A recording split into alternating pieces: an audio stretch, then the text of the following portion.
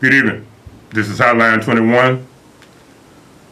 A live interactive opportunity for you, the viewing audience, to call in here and speak on the issue we'll speak on. My name is Malik. This virtual current team spot, speak on it is the title of this. You know that by now, but anyway. We got a lot to cover tonight, so I ain't gonna do no whole lot of talking. Young man, kick it off. We're gonna kick it off with Don. You know, I hear a lot of people talking about Don King. I don't know why y'all talking crazy. You need to listen to the man. You ain't got to agree with everything he says related to Trump, but everybody don't have to agree on the same candidate. That's what we need to understand. We get all out of pocket, start hating each other, denying the truth. Brother, show us what Don King said. This is what we want, and this is what America needs. America needs Donald Trump. We need Donald Trump, especially black people. Because we like to understand my black brothers and sisters. They told me.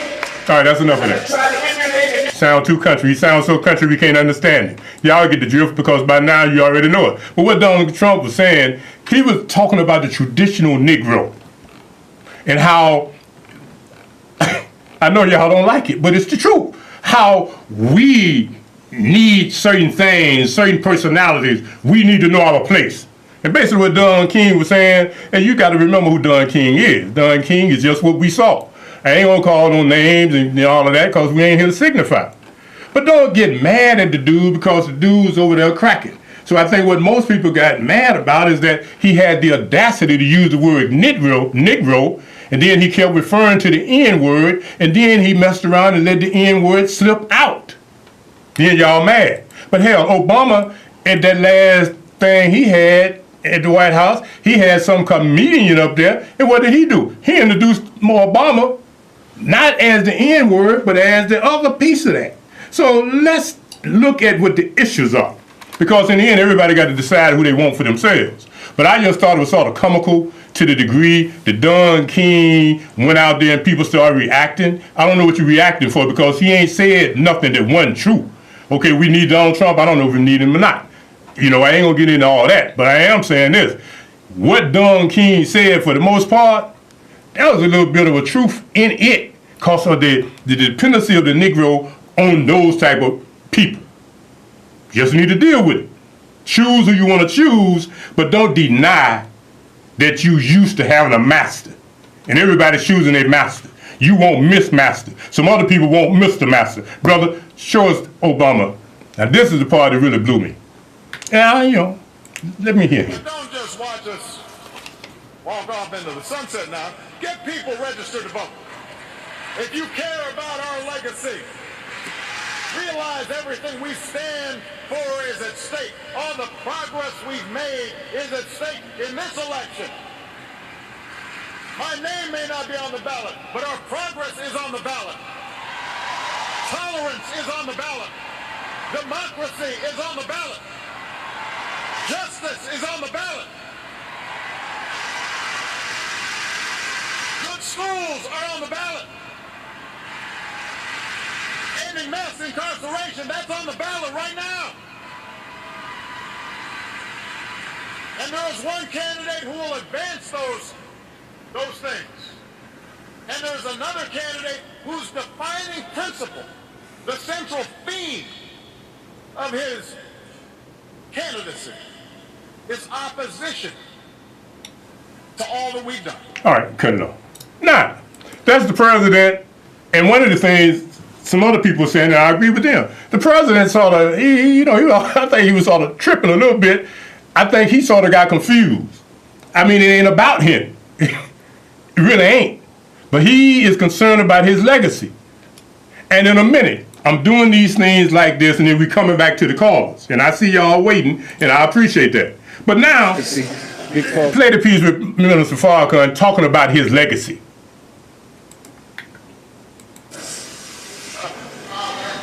You've been in that party a long time. Answer me, what did you get? You got a president. He's worried about his legacy.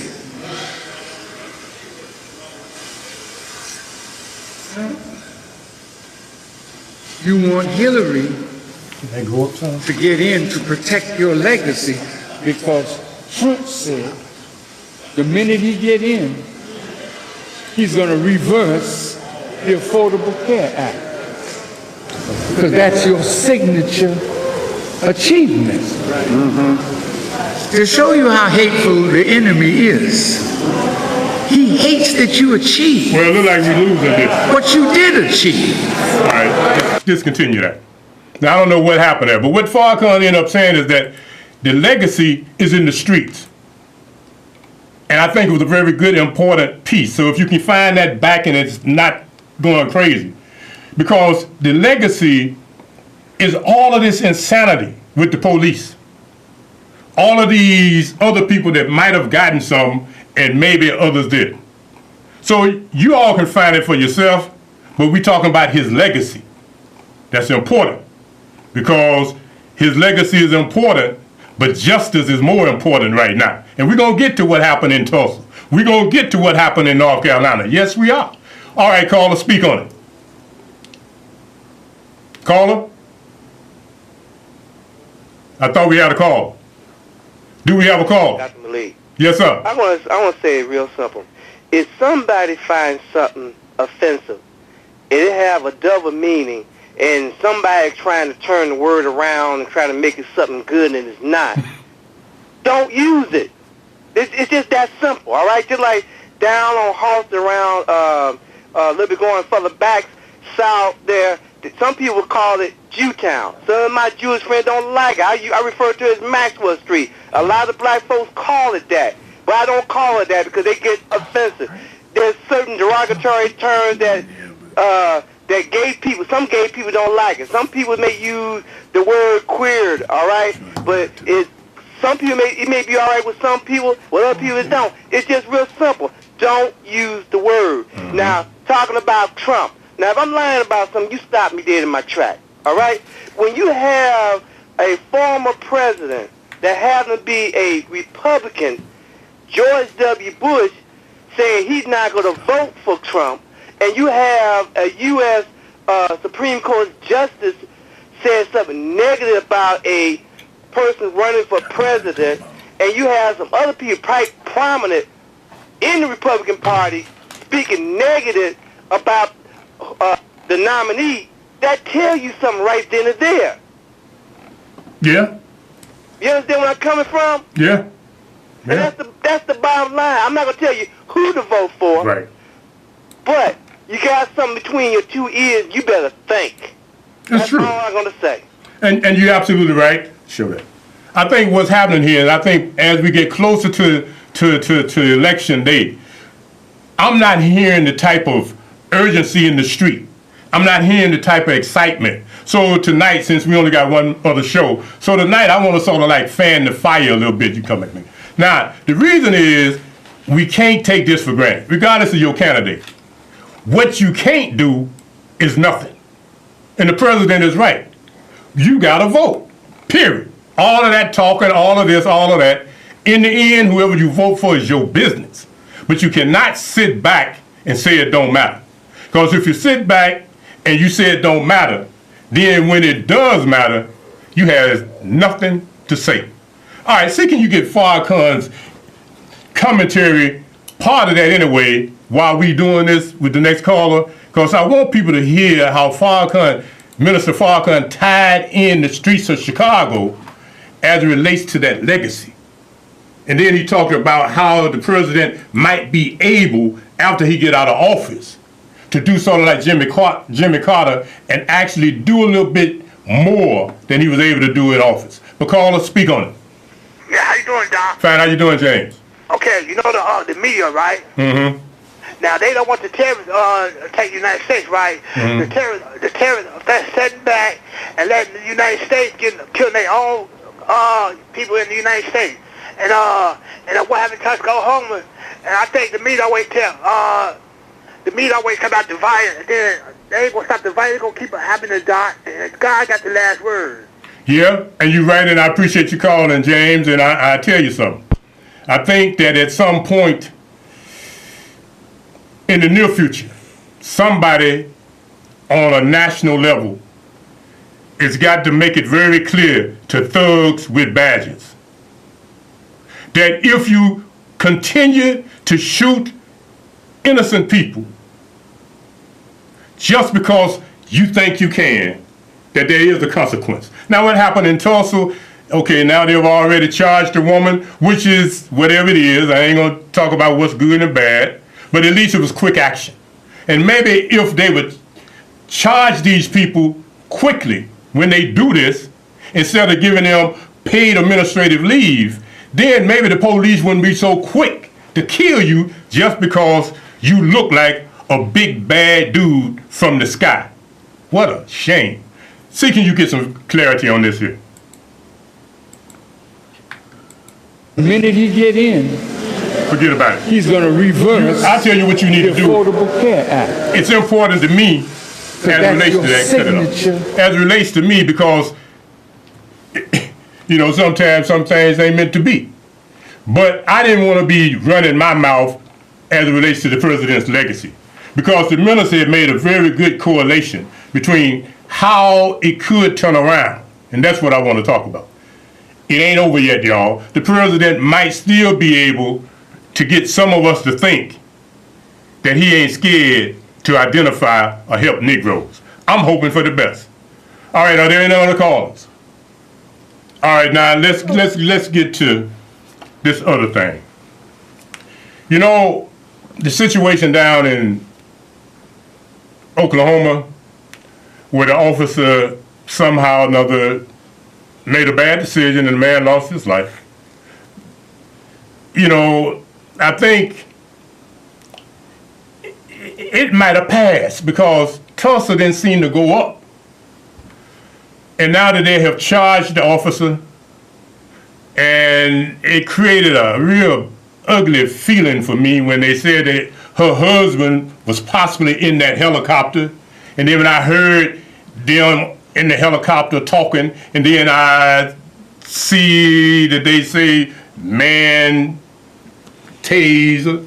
It looked like he might be, it was like they were saying, you need to tase him. And then the next thing you know, he's gone. And then what they do is what they always do, then they want to go back to his history and taint him as being the cause of his death, not because his vehicle stopped in the street, but because of the fact that poor judgment might have been used on the part of the officers. Now, that's done. Now go down and find Tulsa, find the other one, down in North Carolina. Now in North Carolina, you know, I don't never support that insanity where you use these type of situations and then your ignorant criminal butt go out in the street and start burning up, tearing up, breaking in and stealing. That ain't got nothing to do with the issue. If anything, it clouds the issue. So the people in Carolina, it would look like they were sort of like looking for a reason to go do some things that is distracting from what the issue is. The issue of killing black folk just because you can, that's enough to stand on its own. But when you go crazy and start rioting and burning up stuff and breaking into people's businesses, that's insane. And it's a simple matter. Y'all need to cut out the insanity. If there's an issue about justice, let's deal with justice. Because when you break into people's businesses and you do that type of insanity, that's as bad as the police killing you. We got to keep it real. Brother, show that piece. This is ugly because this is the man's wife. They didn't even know this was out here. This is the man's wife talking. Don't shoot him. He has no weapon. He has no weapon. Don't shoot him. Don't shoot him. Don't shoot him. He didn't do anything. He doesn't have a gun. He has a TBI. He's not going to do anything to you guys. He just took his medicine. All right, stop it right there. Now, I want you to understand how they play it. Now, this woman did not know they was coming to kill her husband. She didn't know this. The man that just took his medication, he's sitting there waiting on his family, possibly with a book in his hand. So here you are, some jump out, plain clothes people. I mean, what the hell? They ain't even looking for him. But somehow he gets their attention. But the woman had the thought to record it. So without knowing what was going to happen, she couldn't have staged it. She's sitting there saying, don't kill him, because we know already what the police going to do. They're going to kill us. And I was talking to police officers this week, Chicago police officers. They being profiled themselves, man. They be scared as hell when they driving, because them white boys ride up to them and start treating them just like any other Negro. Now you think about that woman sitting there saying, police, don't kill him, don't kill him. But the police get slick. They program you, put down the gun, put down the gun. Ain't nobody seen the gun but them. So they say. But then they can't find any footage from their cameras, according to their chief, to show that the man had a gun. But he's dead. But what's happening is like when the Klan used to do my grandfather and others, and sometime even in this day. The police are now trying to instill fear into the psyche of black folk. They want us to just fear every time we see the police. We supposed to comply. We supposed to bow down. Shorty, it ain't happening. Even a senior citizen like me ain't going. So I know my grandson ain't going. I know my daughter ain't going. We are not scared of y'all. And y'all need to stop killing us like this, because in a minute, Obama won't be in there. And if Obama wasn't president, believe me, if it was a white president, all of this foolishness would have stopped a long time ago, because the world would not have accepted it. But because Obama accepts it, ain't nobody stepping up. At least Miss Clinton said y'all need to stop killing them folks like that. Because she got enough sense to know if you keep killing them like that, sooner or later, this thing that happened in North Carolina is going to happen again all over America. Don't nobody want that, man. Look at Chicago. You want this place burned up again? We don't want that. But you got to stop killing people and stop lying. The man in Oklahoma lied to kill him. Man, in the same week, down in North Carolina, lied to fabricate to kill him. And now there is information that says that the one that killed him was not the black one that's taking the fall. It was a white boy that killed him. But they knew that if they told you there was another white boy killed another black man that quick, that this whole country might have went up. See that? Caller, speak on it. Hello, Dr. Malik. How are you? Finding yourself. Thank you. Oh, I'm all right. I agree with you wholeheartedly. The police, they want black people to be scared of them. They think you'll put enough fear in them, and pow, they got you. But like you say, that just isn't so. Most of us will not be scared of them. It would just be Chicago riots, New York riots, LA riots. It'd be riots all over. That's what it'd be. And also, there's nothing, what the police are doing, these are just modern day lynchings. That's what this is. Mm-hmm. Thank you. You're absolutely right. Modern day lynchings, that's a good way to put it. And it's programmed like that. And when I see where the president has possibly signed something into place that says, you know, like the police have to be protected against whatever, you can't do nothing to the police. Dude, that ain't need to go both ways. Police just can't go around killing people because he looked like a big bag dude from the sky. How is it that you are in a helicopter looking down on the ground and you determine that something is wrong with this person and he at least got to be tased, and your wife is the one getting ready to kill him? Seemed to me, and I ain't no conspiracy theorist, but it seemed to me that maybe what they did before they left the house is they said, well, I think I'll go coon hooding tonight. And I just happened to be in the air, and when we run across one of them, and she wasn't even headed to that case, I'll let you know what to do.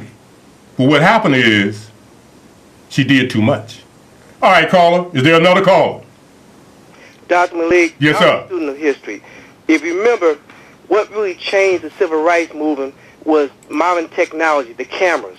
Because when they started photographing protesters being with the water hose and the dolls and the police hitting them with billy clubs, that made some changes due in terms of legislation that was brought and then turned into law. Mm-hmm. And you got to remember, at one time, you couldn't either videotape the police doing anything, because guess what? That was a felony. And there's people out here right now that say, what good cameras on the police? Now, it wasn't for the cameras. It's like a third witness. And it just tells what happened. And they didn't want those cameras to be out there. And we are seeing how black folks are being like they are hunted. And what we are saying, hey, stop hunting us like we are game and killing us. Mm-hmm. Because you think you can get away with it. You can't get away with this stuff no more. Right. We tired of stuff, and we've been saying this stuff been going on for years, but now we got the documentation. Everybody got these cameras now, and you can't sweep the stuff under the rug no more. And people used to say, what good the cameras do? All right? I think the cameras have done a lot of good because they have put some laws in effect, and we have had some police now sitting in jail. Mm-hmm. Well, I appreciate you putting that in perspective because the cameras do serve a piece. And I think what's happening, we got to pay attention to this. But that camera catch you both ways. We need to be correct before we can hold anyone else accountable. We, the people, we, the Negroes, we, our children and grandchildren, we really need to start being more upright. Not because of the police, not because of white folk, but because it's the right thing to do. Stop clowning, man. Stop jugging. Be respectful. Be responsible. Be accountable yourself, and then the police and others might not have to get in your business. But when they come, like they have came this week, ain't nothing you can do about that. Now, Carla, we coming to you, but before we leave here, it's something else I want to hit. Show us this piece here. Now, y'all know marijuana is a hell of a thing. These nuns, because I want to get off of that. I want to talk about this. This is important because these nuns are smoking some good, some good blow, and they got a business.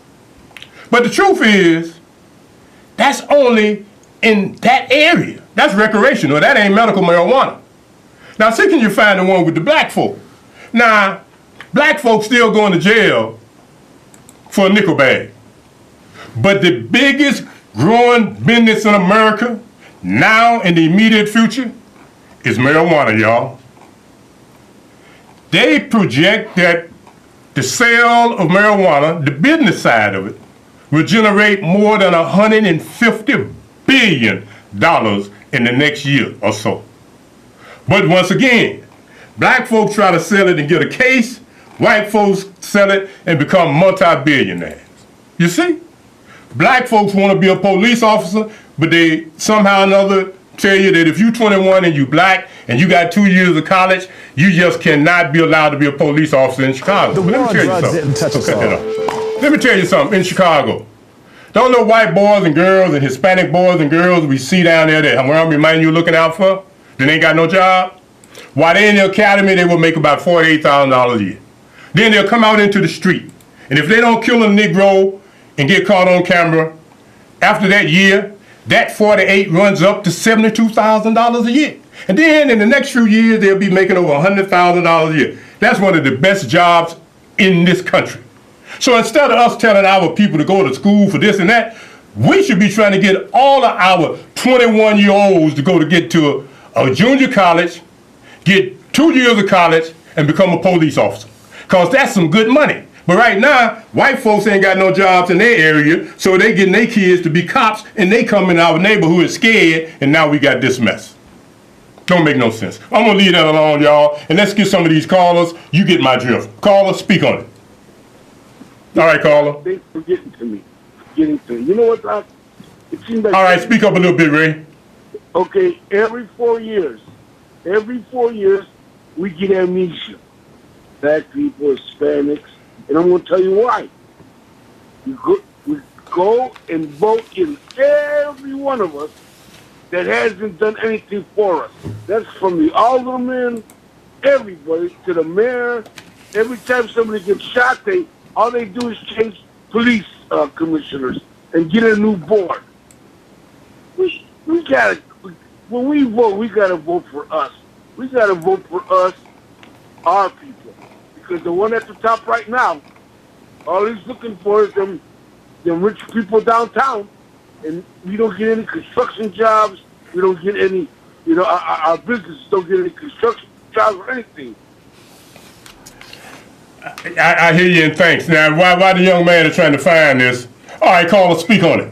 I don't think we're going to get to that because these callers on the line. Caller, speak on it. Yes. Dr. Malik. Yes. How you doing? Fine, thank you. This Dr. Malik. All right, look, come on, man. Let's go to the other one. The one about this 92-year-old woman. We got about 30 seconds. This is something here that's crazy. Show me this 92-year-old woman. I don't need to see him. I need to see her. 92-year-old woman can't pay tithes, and the church is rolling on her. Now, I wanted to get that on here. Now, let the little brother speak. Yes, there she is there. Now, let him say what he got to say while we getting ready to wrap it. Oh, no, we can't even do that. All right, y'all. We got a half a second. Let him open his mouth, man. Go on and hit it. Well, since you can't hear him, but the story is, this poor woman here, 92 years old, church sent her a letter saying, look at here, you ain't been tithing, you ain't been doing this, woo, woo, woo, so we're going to have to cross you out. Now, all I'm saying is this, maybe next week we'll get to this, but anytime the church get to the point that they would take a 92-year-old woman, a senior citizen, and cross her out, that's a shame. All right, y'all, until next week, we got to be out, because they telling me we too close. Let's go, y'all.